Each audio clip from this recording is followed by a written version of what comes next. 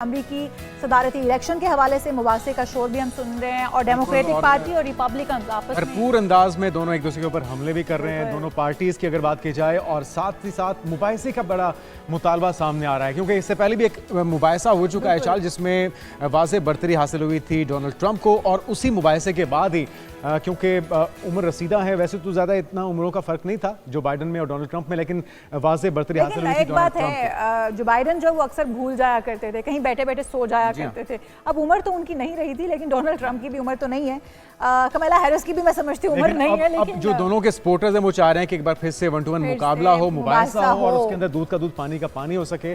और इस मुबाइसे के हवाले से जो खबरें सामने आ रही हैं, अब देखना यह है कि क्या इस चैलेंज को इस चैलेंज को कबूल किया जाता है या नहीं। तो एक पैकेज हमने तैयार किया, वो पैकेज देखिए, फिर इस पर मजीद बात करते हैं।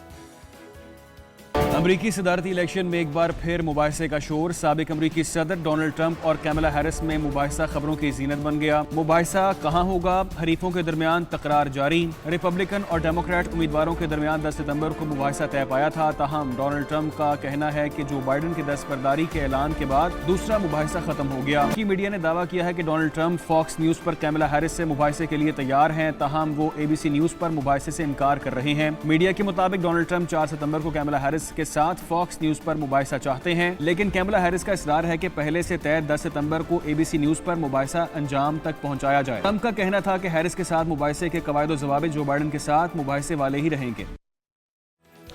अच्छा, तो आपने ये देखा है पैकेज, और वही बात है कि अवाम चाहती है कि दोनों रहनुमा आमने सामने आए, तुंदो तेज सवालात हों और उनके पास क्या प्लान है, क्या मंशूर है और उसको किस तरह से अमल दरामद उस पर किया जाएगा।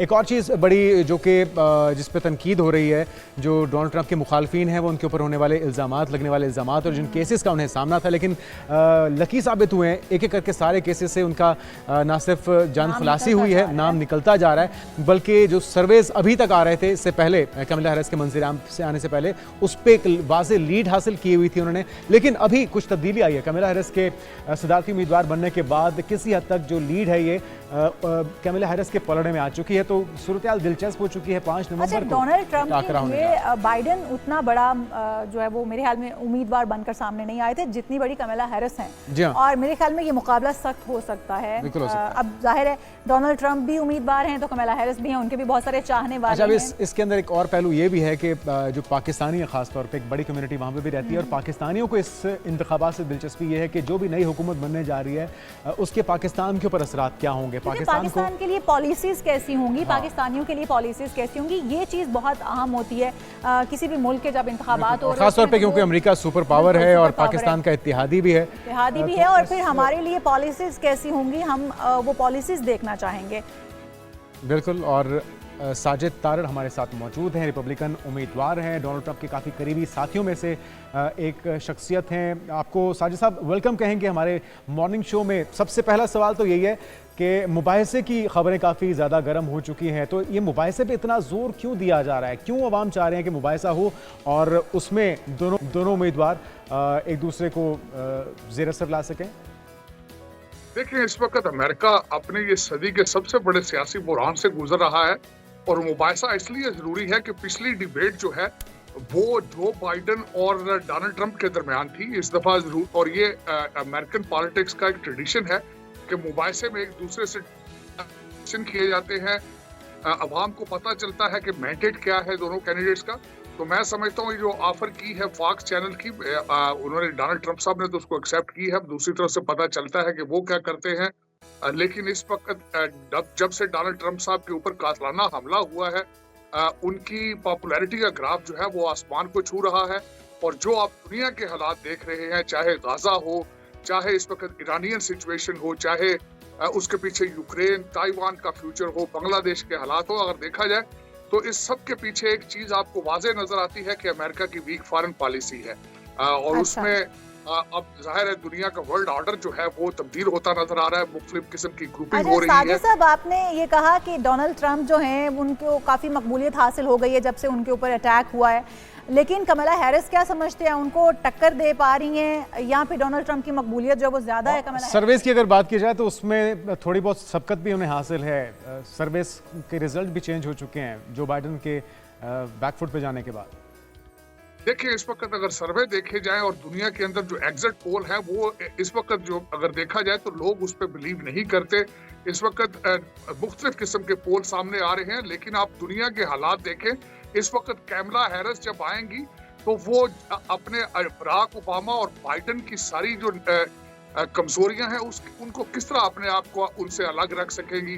इस वक्त अमेरिका यही समझता है जो बाइडन के बाद, क्योंकि उनके साथ वाइस प्रेसिडेंट थी, कि एक एक्सटेंशन होगी बाइडन के सारी पॉलिसियों की, तो वो बहुत मुश्किल होगा कैमला हैरिस को अपने आप को उससे डिसएंगेज करना, अपने आप को बाइडन पॉलिसी से दूर करना। और जो मैंने आपको पहले अर्ज की है कि दुनिया के अंदर इस वक्त अमेरिका की वीक फॉरेन पॉलिसी की वजह से एक बैलेंस खराब हो चुका है। रशिया और चाइना उस वैक्यूम को फिल करने के लिए मुसलसल कोशिश कर रहे हैं, तो कैमला हैरिस के लिए बहुत मुश्किल होगा बाइडन पॉलिसीज के साथ अपना जो है डिसअटैचमेंट कर सके। तो यही एक डोनाल्ड ट्रंप साहब के लिए एज है कि वो कहेंगे कि दिस कैमला हैरिस। लेकिन साजिद साहब, इससे पहले अगर हम देखें तो कौन सी जमात की जो पॉलिसीज हैं वो पाकिस्तान के लिए या पाकिस्तानियों के लिए अच्छी साबित हुई हैं, और आने वाले दिनों में किसके पास ज्यादा अच्छी बेहतर पॉलिसीज हैं पाकिस्तान को अगर हम लेकर चलें तो? मेरे ख्याल में डोनाल्ड ट्रंप साहब की पॉलिसीज बेहतर होंगी। रिपब्लिकन्स की पॉलिसी हमेशा बेहतर हुई है। आपके देखने वालों को पता होना चाहिए कि पाकिस्तान के ऊपर सबसे ज्यादा ड्रोन अटैक ओबामा दौर में हुए हैं, और उसके बाद इमरान खान साहब 4 साल इंतजार करते रहे हैं कि बाइडन साहब उनकी कॉल करेंगे उनको, लेकिन उन्होंने कॉल नहीं की। और दूसरा, इस वक्त अगर देखा जाए तो ओबामा, बाइडन और कैमला हैरिस, इन सब की फॉरेन पॉलिसी जो है ये अच्छी साबित नहीं होगी, ना सिर्फ पाकिस्तान के लिए, पूरे खित्ते के लिए। और डोनाल्ड ट्रंप क्योंकि एक सियासी लीडर नहीं है, एक जिस तरीके से सियासतदान नहीं है, सियासी लीडर तो वो खैर है, सियासतदान नहीं है टिपिकल, तो मेरे ख्याल में पाकिस्तान के लिए रिपब्लिकन्स की हमेशा सपोर्ट ठीक रही है। और आने वाले दिनों में भी डोनाल्ड ट्रंप साहब जब आएंगे तो पाकिस्तान के साथ रिलेशनशिप बेहतर होंगे। अच्छा साजिद साहब, ये नशियाती इदारों की दौड़ क्यों शुरू हो चुकी है? जिस तरह अभी आपने बताया कि फॉक्स न्यूज़ पे डोनाल्ड ट्रंप चाहते हैं इस मुबाहिसे का इनेकाद हो, लेकिन कैमला हैरिस की ये ख्वाहिश है कि ABC न्यूज़ पे 10 सितंबर की जो तारीख पहले से तय थी उस पर किया जाए। तो ये क्या मामला है? इससे कुछ फर्क पड़ने वाला है? इससे बहुत ज्यादा फर्क होगा। देखिए, पिछली दफा भी CNN के ऊपर ये डोनाल्ड ट्रंप साहब और बाइडन साहब की डिबेट हुई थी। उनके मर्जी के एंकर होते हैं, मर्जी के क्वेश्चन किए जाते हैं। जब पिछली डिबेट को देखा जाए तो वहां पे ऑडियंस नहीं था। CNN के लेफ्ट विंग उनके जो थे मॉडरेटर थे, और उसी तरीके से बाइडन उसी तनाजर से अगर देखा जाए तो कैमला हैरिस भी यही चाहती हैं कि उनकी मर्जी का चैनल हो, मर्जी के मॉडरेटर हो, एंकर हो, और माहौल भी उनके कंट्रोल में हो। तो दरहकीकत ये बहुत बड़ा फर्क पड़ता है। अमेरिका के अंदर इस वक्त जर्नलिज्म कम हो चुका है। मीडिया एंटरप्राइज जो है वो लोगों को तैयार करता है वोट करने के लिए। तो मैं समझता हूँ कि इट इज वेरी इंपॉर्टेंट कि चैनल कौन सा है। और लेकिन साजिद साहब, इस तरह से न्यूट्रल मुबाहिसा तो नहीं हो पाएगा। साजिद साहब, इस तरह से न्यूट्रल मुबाहिसा तो नहीं हो पाएगा ना। जाहिर है किसी का भी मर्जी का चैनल हुआ तो दूसरे की मर्जी का चैनल तो नहीं होगा। जाहिर है इस तरह से अगर हम देखें तो मुबाहिसा भी न्यूट्रल रहकर नहीं हम देख पाएंगे। बिल्कुल, ये आपने बिल्कुल सही फरमाया है। इसमें वो टिल्ट करेंगे, जिसका चैनल जिस लेफ्ट विंग का होगा तो वो टिल्ट करेंगे उस साइड पे, और जो राइट विंग का होगा वो भी उस साइड पे टिल्ट करेंगे। लेकिन अब देखें, दोनों पार्टियां जो है वो अपने अपने जो लोग होते हैं उनको निगोशिएट कर रहे होंगे क्वेश्चंस पे, मॉडरेटर्स पे।